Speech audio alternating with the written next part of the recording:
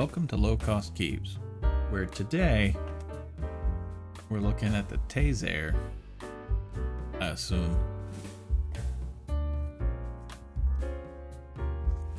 TK-61, white, optical switches, Gatoron, reds, and wired. Alright, I know the black on black is, but trust me, it's the white keyboard. Let's get it open. Ooh.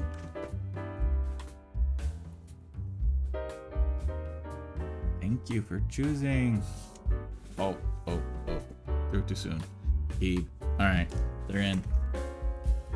First thing is the plastic, not the foam. They don't want you putting a foam mod in this with their own foam. Ooh, big card. Oh, hey. Solid. No extra keys, but again, braided USB. Let's see if we can get that. Yep. And 2 separate switches, keycaps. Alright.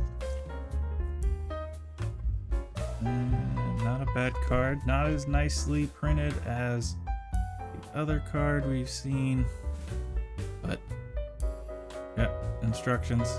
Again, English across the board. They know where their market is.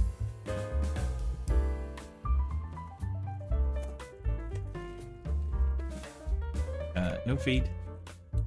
Big sticker.